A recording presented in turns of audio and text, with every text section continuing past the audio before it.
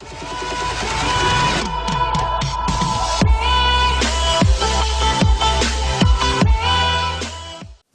स्वागत है आप सभी का हमारे यूट्यूब चैनल संस्कृत सरस्वती पर। मैं रामकुमार शास्त्री आप सभी संस्कृत अनुरागियों का हार्दिक अभिनंदन स्वागत करता हूं।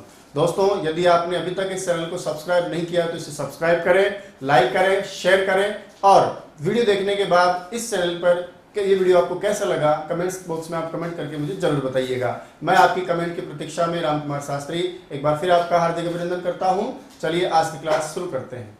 सरस्वती वंदना हम करेंगे। माँ शारदे को नमन, सरस्वती नमः।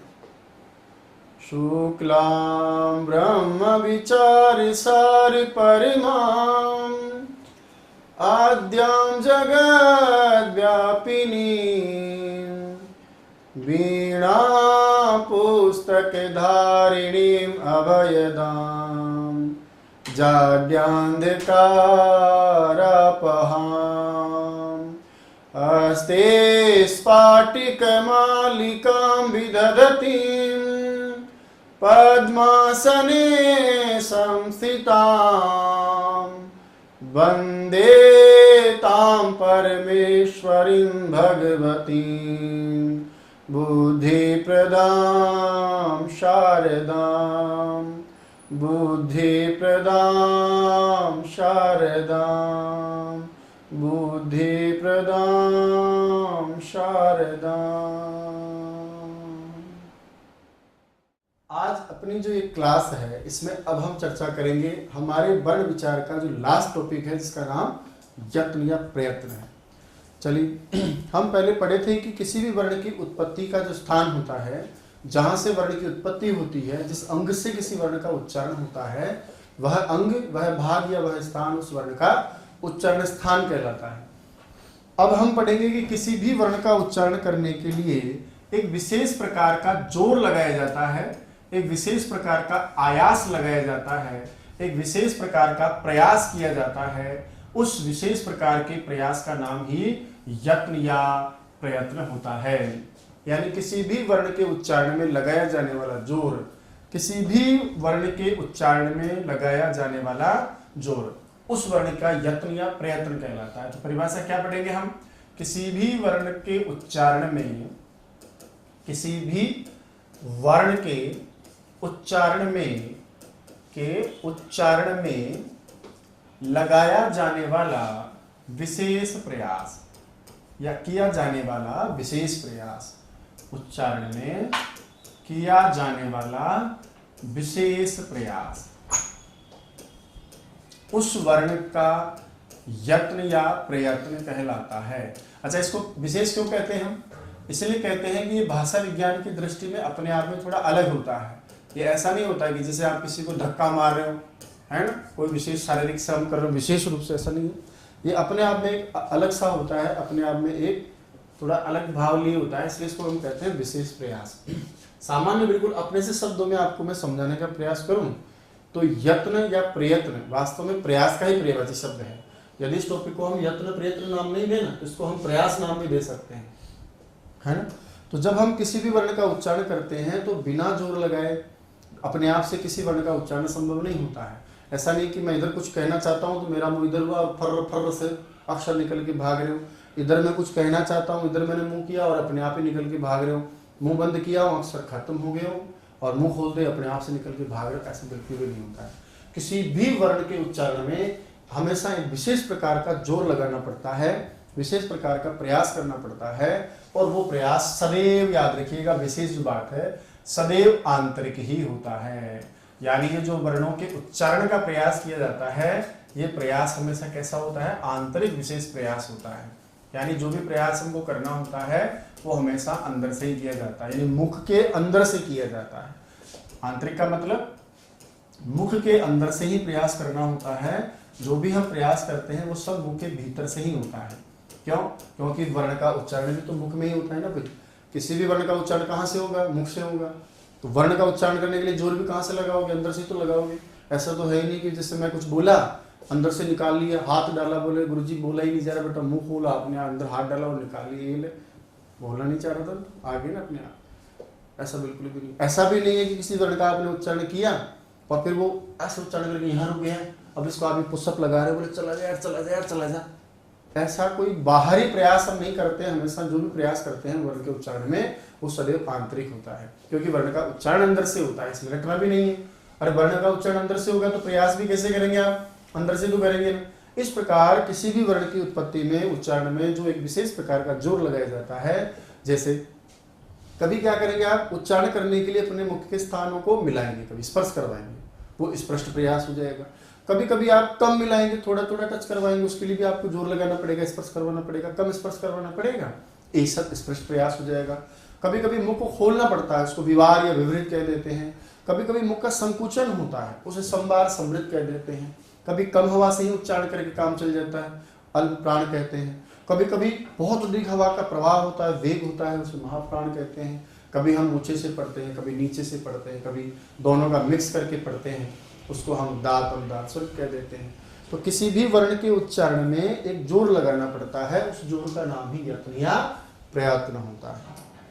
ये जो आपका यत्न या प्रयत्न है, यही यत्न या प्रयत्न आगे जाकर दो प्रकार का होता है।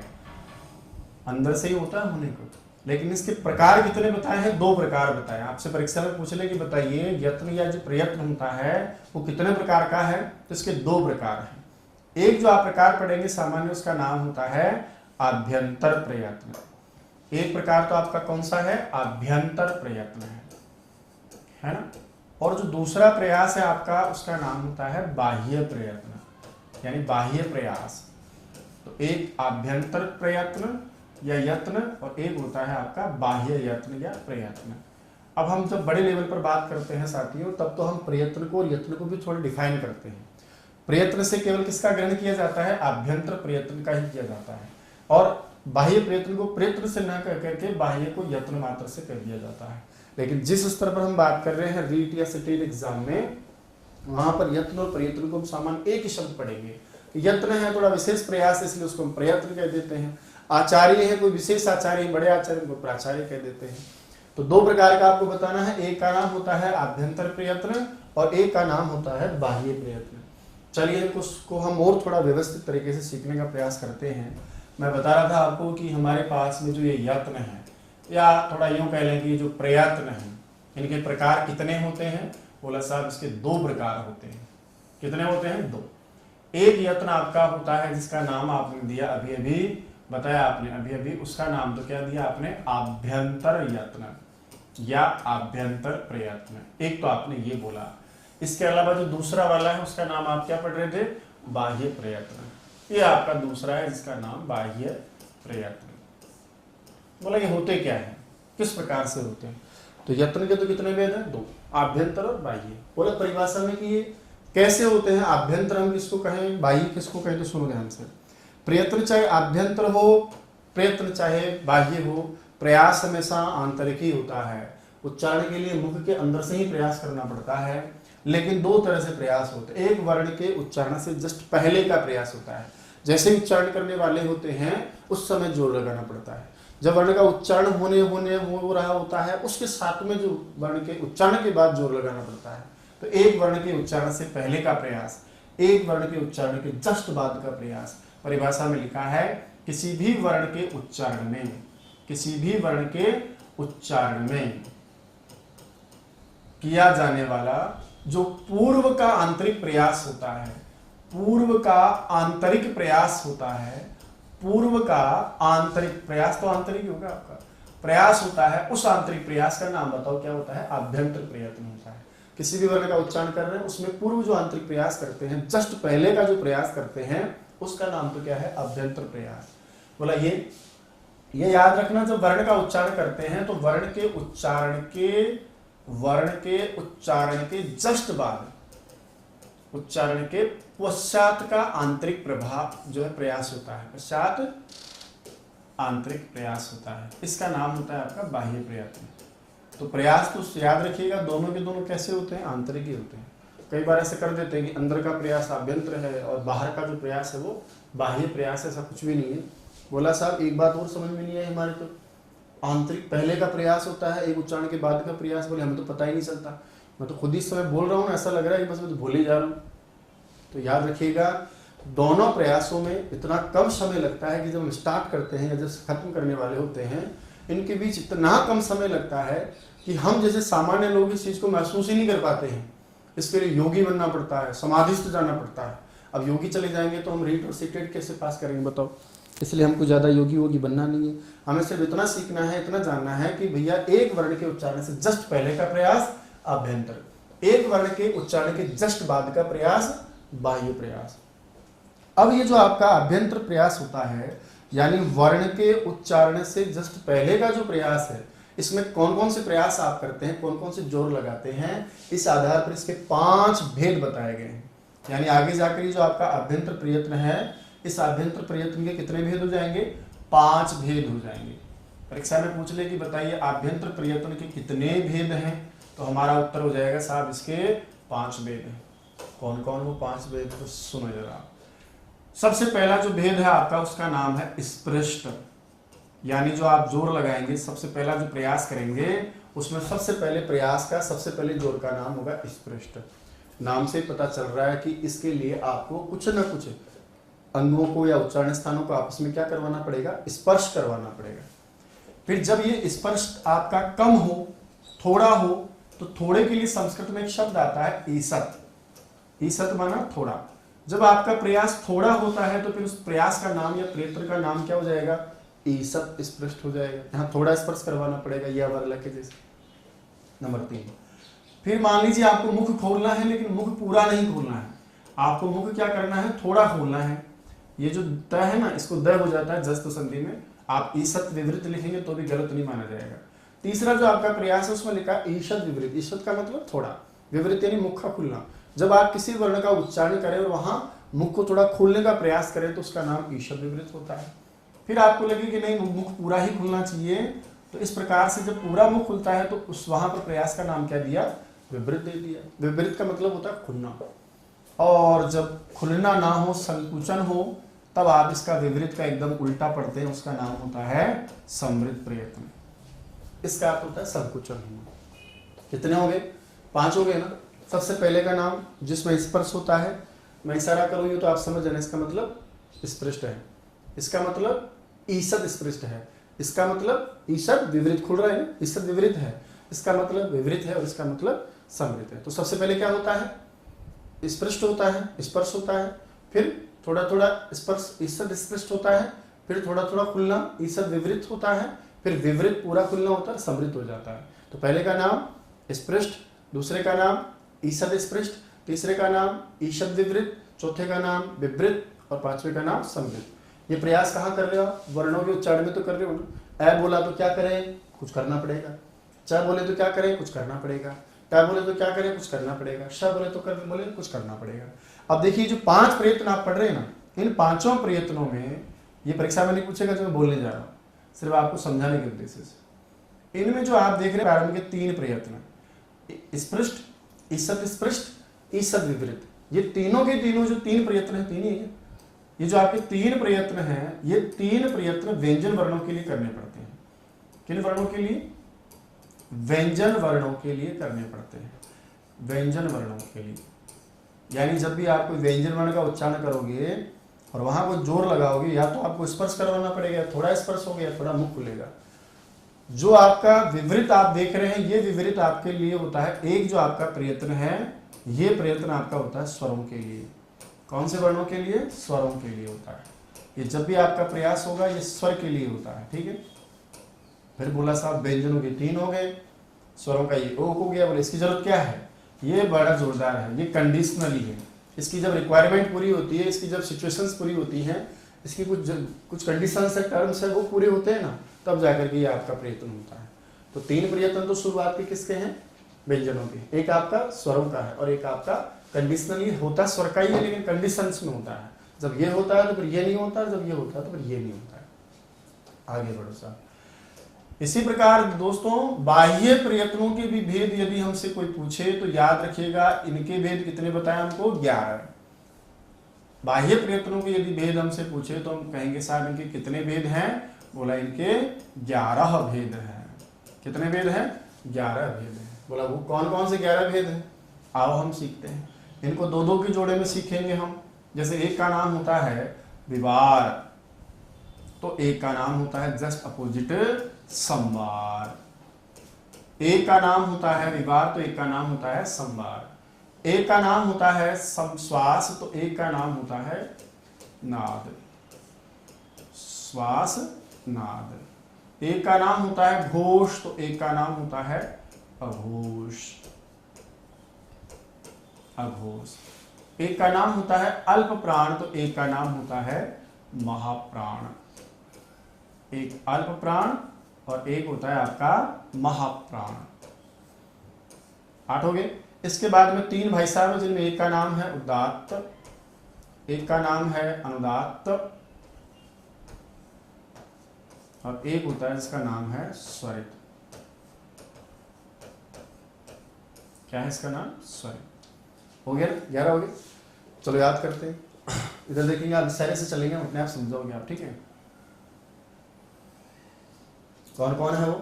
विवार का मतलब खुलना, विवार का उल्टा संवार, सिकुड़ना, संवार। एक होता है श्वास, श्वास का उल्टा नाद। एक होता है घोष, घोष का उल्टा अघोष। कम प्राण लगे तो अल्प प्राण और ज्यादा प्राण लगे तो महाप्राण। 3 जुड़वा हैं, जब भी आएंगे 7 आएंगे, उदात्त, अनुदात्त और स्वरित। ये तीनों एक साथ ही आते हैं जब भी आते हैं।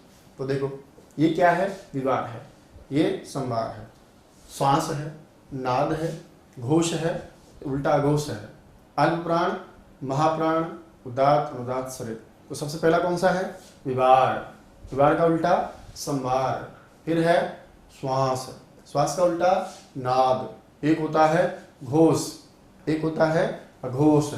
कम लगे तो अल्प प्राण, ज्यादा लगे तो महाप्राण। फिर होता है उदात्त, अनुदात्त, स्वरित। वापस देखो, खुले तो विवार, विवार का उल्टा संवार। एक श्वास, उल्टा नाद। एक होता है घोष, एक उल्टा है अघोष। कम लगे तो अल्प प्राण, ज्यादा लगे तो महाप्राण। 3 जुड़वा कौन है? उदात्त, अनुदात्त और स्वरित। आओ साहब इनके बारे में थोड़ा हम समझ लेते हैं। अच्छा, मैंने प्रयास इसलिए किया है कि जो लोग वास्तव में पहली बार पढ़ रहे हैं, इनके नाम ही नहीं पता, तो कम से कम नाम याद हो जाता है। करना भी इसी तरह करना है आपको। अब देखिए, यहां से लेकर के हम जब चलते हैं और यहां तक जब हम आते हैं, 2 2 4 2 6 2 8, ये जो आपके 8 प्रयत्न आप देख रहे हैं शुरुआत के, कभी श्वास ज्यादा करना, कभी मुख खोलना, कभी कम हवा से काम चले, कभी ज्यादा से, ये 8 प्रयत्न आपके व्यंजन वर्णों के। कौन से वर्णों के हैं? व्यंजन वर्णों के लिए। परीक्षा में नहीं पूछेगा, हम सीख रहे हैं तो आगे थोड़ी सुविधा हो जाएगी हमको, इसलिए बोल रहा हूँ बार बार। और बताइए 11 में से 8 गए तो कितने में से? 3। ये जो आप देख रहे हैं ना 3 भाई साहब, ये आपके जो 3 प्रयत्न हैं, ये 3 जो बचे हुए प्रयत्न हैं वो आपके हैं बाह्य प्रयत्न किनके? स्वरों के हैं। ये 3 प्रयत्न किनके हैं? स्वरों के हैं। ये स्वरों के हैं। और 8 और 3 कितने हो गए? 11 हो गए। ये आपका वर्गीकरण होता है।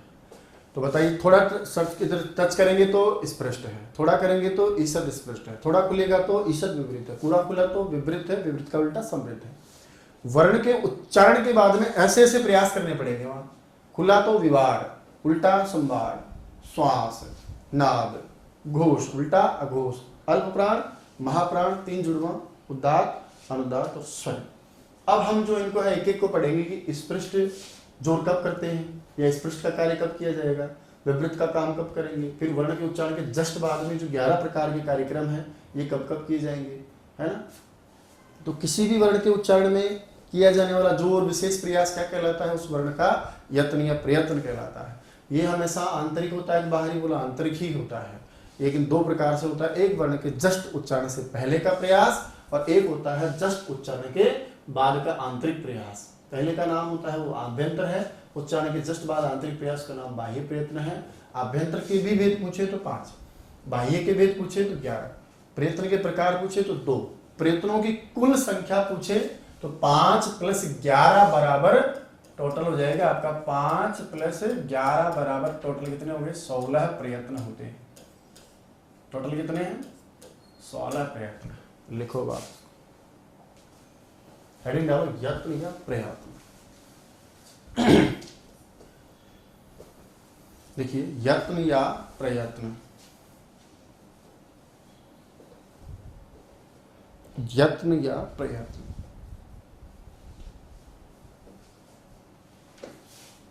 लिखिए, किसी भी वर्ण के उच्चारण में, किसी भी वर्ण के उच्चारण में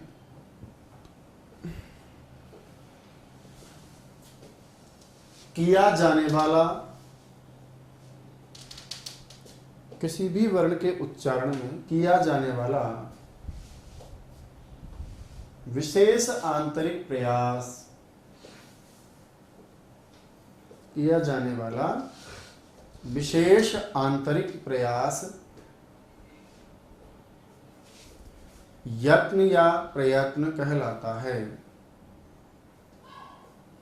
किया जाने वाला विशेष आंतरिक प्रयास यत्न या प्रयत्न कहलाता है।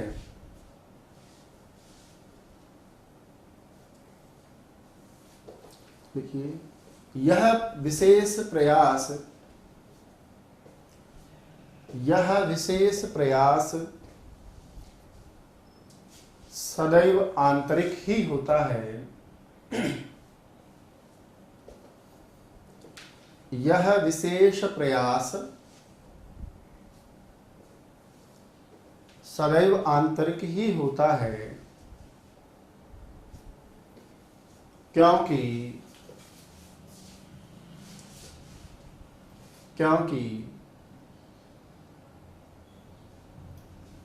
वर्णों का उच्चारण भी मुख के, क्योंकि वर्णों का उच्चारण भी मुख के अंदर से ही होता है, मुख के अंदर से ही होता है। उच्चारण अंदर से होना है तो जोर भी अंदर से ही लगाएं। यत्न दो प्रकार का होता है। यत्न दो प्रकार का होता है। दो प्रकार का होता है। नंबर एक, आभ्यंतर यत्न, प्रयत्न यत्न जो भी आप लिखे इससे कोई फर्क नहीं पड़ेगा। आभ्यंतर यत्न। और नंबर दो क्या है? बाह्य यत्न। बाह्य यत्न, आभ्यंतर यत्न, बाह्य यत्न। इसको हम ऐसे चलाएंगे। पहले लिखो पर यत्न या प्रयत्न, यत्न या प्रयत्न,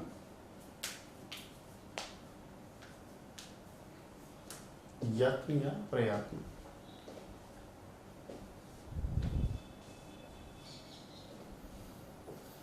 इसी तरह एक तरफ लिखें आप आभ्यंतर प्रयत्न, एक तरफ लिखें बाह्य प्रयत्न।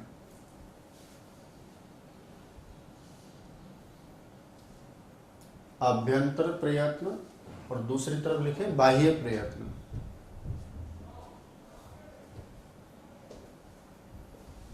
आभ्यंतर प्रयत्न, बाह्य प्रयत्न।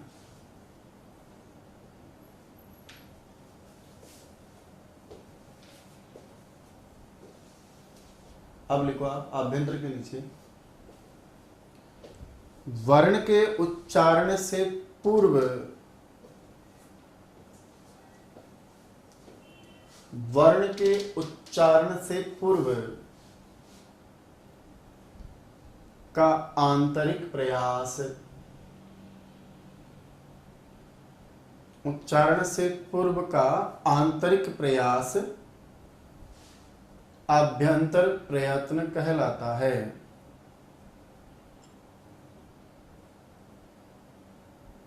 उच्चारण से पूर्व का आंतरिक प्रयास आभ्यंतर प्रयत्न कहलाता है।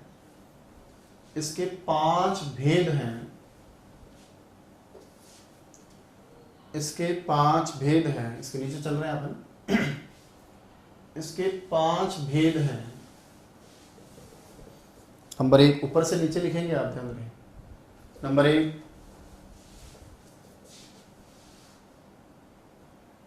स्पृष्ट, स्पृष्ट। नंबर 2 ईसत स्पृष्ट। ईसत मतलब थोड़ा, समथिंग समथिंग। ईसत स्पृष्ट। नंबर 3 ईसद विवृत, तय को दय हो जाता है जस्ट संधि से, ईसद इस विवृत लिखेंगे तो भी कोई दिक्कत नहीं है। ईसद विवृत,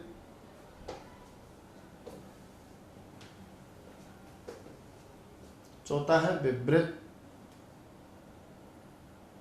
विवृत, और विवृत के बाद क्या है, समृत, समृत।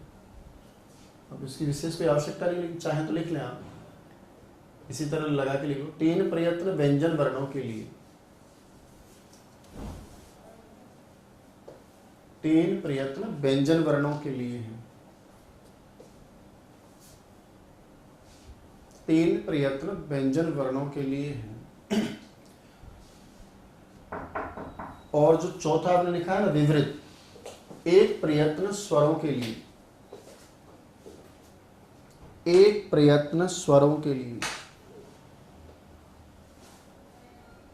विवृत वाला है ना। समृद्ध क्या है, कंडीशनल है, ये अपनी रिक्वायरमेंट पूरी होने पर ही होता है। तो स्टार वगैरह जो भी आप चाहो लगा दो, इसे फिर आगे पढ़ेंगे हम इसको विस्तार से डिटेल में। अब आ जाओ आप बाह्य के नीचे, आप देखिए वर्णों के उच्चारण के, वर्णों के उच्चारण के बाद का आंतरिक प्रयास, आंतरिक प्रयास बाह्य प्रयत्न कहलाता है।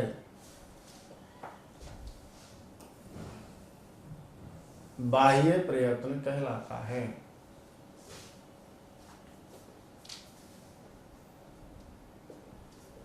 इसके 11 भेद हैं, इसके 11 भेद हैं। वही 2-2 के जोड़े में लिखेंगे आप भी। विवार, संवार, श्वास, नाद,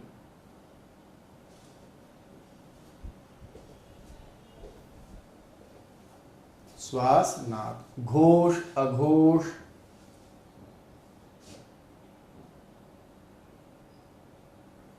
घोष, अघोष,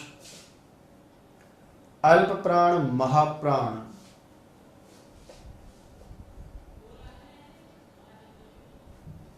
अल्प प्राण, महाप्राण, 3 है।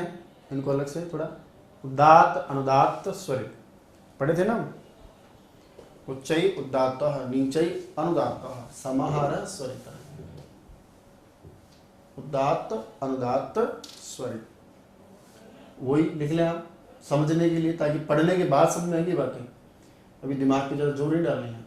विवार, संवार, श्वास, नाद, घोष, अघोष, अल्पप्राण, महाप्राण, 8 हो गए। 8 प्रयत्न व्यंजन वर्णों के लिए हैं। 8 प्रयत्न व्यंजन वर्णों के लिए हैं। और जो नीचे वाले हैं वो कौन है, उदात्त, अनुदात्त, स्वरित। 3 प्रयत्न स्वरों के हैं, उदात्त, अनुदात्त, स्वरित, 3 प्रयत्न स्वरों के लिए। अब देखिए इसमें भी एक छोटा सा कई बार यूं आ जाता है दिमाग में, हालांकि वो सब बातें हमारे यहाँ के लिए इतर हैं, इतर मतलब काम की नहीं है, भिन्न है। फिर भी हमारे 2 आधारभूत ग्रंथ मैंने लिखे थे, आपको याद हो तो, जब मैं आपको त्रिमुनि पढ़ा रहा था उस समय मैंने आपसे कुछ कहा था कि हमारा जो सिलेबस का आधार है वो एक तो लघु सिद्धांत कौमुदी है और एक सिद्धांत कौमुदी है। 2 ग्रंथ हमारे पास। लघु सिद्धांत कौमुदी जो है वो किसकी रचना है, वरदराज आचार्य की रचना है। लघु सिद्धांत कौमुदी, नाम से ही पता चल रहा है कि इसमें लघु सिद्धांत है। और कई बार मैंने आपको ये पढ़ाया भी है, कई बार मुख से मैंने बार बार इसका उच्चारण भी किया है। एक आपकी जो रचना है उसका नाम है सिद्धांत कौमुदी, पूरा नाम उसका वैयाकरण सिद्धांत कौमुदी है, लेकिन ये जो वर्तमान में शास्त्र रूप में प्रचलित है, लोकप्रिय जिस नाम से, उसका नाम है सिद्धांत कौमुदी। और उसके रचयिता का नाम क्या था, भट्टोजी दीक्षित। पढ़ा दिया मैं आपको, समझ गए होंगे आप। लघु सिद्धांत कौमुदी के रचयिता वरदराज ने जब आपको आभ्यंतर प्रयत्नों के बारे में कहा, तो वो आभ्यंतर प्रयत्न इन दोनों ने अलग अलग तरीके से डिफाइन किया है, अलग अलग तरीके से इनके नाम बताए हैं। इन्होंने कहा कि आभ्यंतर प्रयत्न भट्टोजी दीक्षित के अनुसार यदि हमसे पूछे तो इन्होंने तो जो आभ्यंतर प्रयत्न बताया, पहले बताया कि गुरुजी थे, तो इन्होंने कितने बताए थे? पहले 4।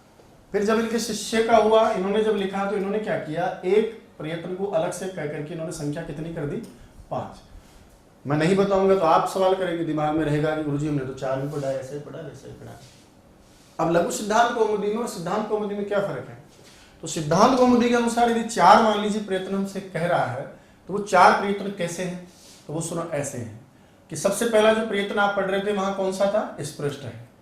यहां पर भी जो पहला प्रयत्न आप पढ़ेंगे उसका नाम क्या है? स्पृष्टि है। दूसरा जो प्रयत्न आपने वहां पढ़ा उसका नाम ईषद स्पृष्ट था, और यहां पर भी आप जो दूसरा प्रयत्न पढ़ते हैं उसका नाम ईषद स्पृष्टि है। बस वहां जो आपने ईषद विवृत भी थोड़ी देर पहले लिखा था, इन्होंने उसको नहीं लिया और उस प्रयत्न के जो वर्ण होंगे उन वर्णों को इन्होंने विवृत के अंदर ही समाहित कर दिया, और जो आपका चौथा था वो तीसरा हो गया, और जो आपका 5वां था वो चौथा हो जाएगा। उसका नाम क्या पढ़ रहे हो आप? समृद्ध। ये 4 प्रयत्न इनके हैं, यानी इन्होंने नाम दिया है स्पृष्ट, ईषद स्पृष्ट, विवृत और समृद्ध। जबकि आप लघु कौमुदी के अनुसार भी पढ़े हो, वहां जो पहले का नाम आपने पढ़ा है उसका नाम क्या था? स्पृष्ट था ना। फिर उसके बाद में आपने पढ़ा है दूसरा, उसका नाम क्या था? ईषद स्पृष्ट था। तो वहां आपने क्या पढ़ा है? ईषद स्पृष्ट पढ़ा है। उसके बाद में जो आपने तीसरा पढ़ा, वहां आपने एक और एक्स्ट्रा कर दिया, यानी बढ़ा दिया आपने। विवृत वाले जो वर्ण है उन्हीं का विच्छेद करके और आपने एक अलग से प्रयास कर दिया, एक से अलग से प्रयत्न आपने पढ़ा दिया, जिसका नाम है ईषद विवृत, जो भट्टोजी दीक्षित ने नाम नहीं लिया था। चौथा जो है आपका वो हो जाएगा विवृत, और एक आपका जो हो जाएगा 5वां समृद्ध। तो लघु कौमुदीकार ने किया क्या है? दोनों में फर्क क्यों आया? उसका कारण क्या है कि इन्होंने जो विवृत प्रयत्न पढ़ा है ना, उस विवृत प्रयत्न की व्यवस्था में क्या किया कि विवृत प्रयत्न के अंदर ही ईषद विवृत को भी ले लिया। हम पढ़ेंगे आगे जब बात करेंगे, लास्ट में थोड़ी चर्चा में वापस कर दूंगा ताकि समझ जाओ। इनमें क्या किया इन्होंने, जो लघु कौमुदीकार ने 2 प्रयास पढ़े, एक का नाम ईषद विवृत और एक का नाम विवृत। इन्होंने क्या किया, ईषद विवृत के जो वर्ण है, मान लो कुछ भी होंगे, आगे हम पढ़ेंगे, स इसमें आता है, वो स है को ईषद विवृत अलग नहीं मान करके और विवृत में ही समाहित कर दिया। इसलिए ईषद विवृत वाले वर्णों का और जो आपके विवृत वाले वर्णों का, उनका एक ही जगह क्या पढ़ दिया? विवृत। जबकि कुछ समस्याएं आ रही थी आगे जाकर के, कुछ ऐसे व्याकरण शास्त्र के नियमों का उल्लंघन हो रहा था, इसलिए लघु कौमुदीकार वरदराज ने क्या किया, विवृत में से 4 वर्णों को है, स है, कौन से वर्ण थे वो आपके? श है। पढ़ाऊंगा तो अच्छा समझेंगे। इन 4 वर्णों के लिए अलग से ये प्रयास कर दिया, कहा कि नहीं ये स्वरों से थोड़ी भिन्न है, ये स्वरों का होता है तो बोले स्वरों से अलग है, इसलिए इसको अलग कर दिया। तो सामान्य याद रखिएगा कि लघु सिद्धांत कौमुदी के रचयिता यदि वरदराज के अनुसार आपसे पूछे तब तो हमारा उत्तर क्या होगा? 5 आभ्यंतर प्रयत्न होते हैं। और सामान्य भी परीक्षा में सवाल आए तो आपको यही माने, यही प्रमाण है। लेकिन सिद्धांत कौमुदी के रचयिता जो वरदराज के गुरु रहे हैं, यदि उनके अनुसार, यदि भट्टोजी दीक्षित के अनुसार आपसे प्रयत्न पूछता है, तब आपका उत्तर कितना रह जाएगा? 4। बोला इन्होंने कौन सा कम कर दिया? ईषद विवृत। ईषद विवृत को कहाँ मान लिया इसने? विवृत में मान लिया। ठीक है, तो नोट डाल करके लिखें आप, विशेष में लिखेंगे। ये सब हमारे यहाँ पूछता नहीं है कभी, लेकिन फिर भी जिज्ञासा है आपकी, सवाल उठेगा जवाब देना है तो लिखें। लघु सिद्धांत कौमुदी में 5 आभ्यंतर प्रयत्न बताए गए हैं, जो आपने पढ़े हैं वही है। लघु सिद्धांत कौमुदी में 5 आभ्यंतर प्रयत्न बताए गए हैं।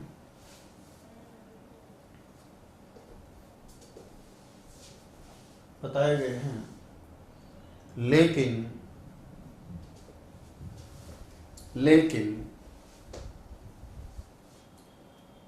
सिद्धांत कौमुदी के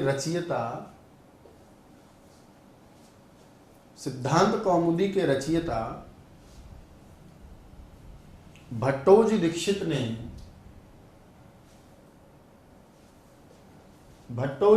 ने 4 आभ्यंतर प्रयत्न बताए हैं।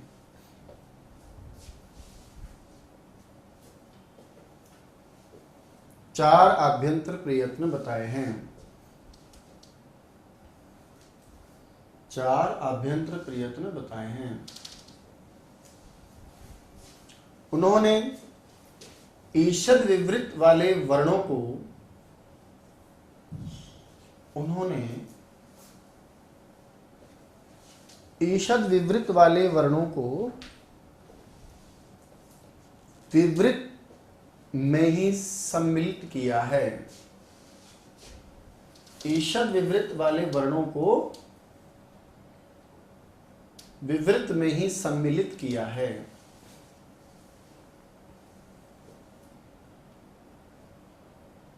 सम्मिलित किया है, इसलिए ईषद विवृत के अलग से उन्होंने कहा नहीं, लेकिन उनके शिष्य जो हुए उन्होंने कहा कि नहीं अलग ही मानते हैं। उनके अनुसार चार कौन है, लिखो स्पृष्ट, ऊपर से नीचे लिखो, स्पृष्ट, ईषद स्पृष्ट,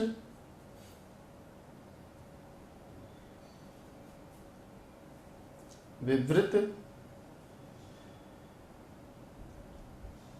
और एक कौन है आपका समृद्ध।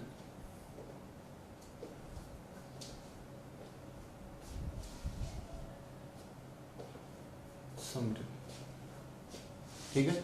विवृत के आगे लिख लो ईषद विवृत प्लस विवृत, इन दोनों को एक ही जगह मान करके इन्होंने पढ़ दिए हैं। तो उनका जो विवृत और ईषद विवृत है ना, वो इनका विवृत ही है। तो दोस्तों ये थी आज की क्लास, एक नए अंदाज में, एक नए विषय वस्तु के साथ, एक नए तरीके के साथ। आशा करता हूं आज का वीडियो आपको बहुत अच्छा लगा होगा। आज की क्लास आपकी प्रतियोगी परीक्षा के लिए बहुत लाभदायक रहेगी। दोस्तों ये वीडियो कैसा लगा, वास्तविक आपका अनुभव कैसा रहा, ये कमेंट्स बॉक्स में आप मुझे कमेंट करके जरूर बताएंगे। आपके कमेंट्स को पढ़ करके मैं जवाब दूंगा, और भी हम बहुत सारी अच्छी अच्छी चीजें पढ़ते रहेंगे, सीखते रहेंगे। आपके कमेंट्स से मुझे जो ऊर्जा मिलती है, यकीन मानिएगा आने वाली क्लासें और भी जोरदार होंगी, आपके लिए जो वास्तव में फायदेमंद रहेंगी। रीट और सीटेट या कोई भी सीट परीक्षा होगी उसमें हम बहुत अच्छा प्राप्त करेंगे। बने रहिएगा चैनल के साथ। जय तो संस्कृतम, जय तो भारतम।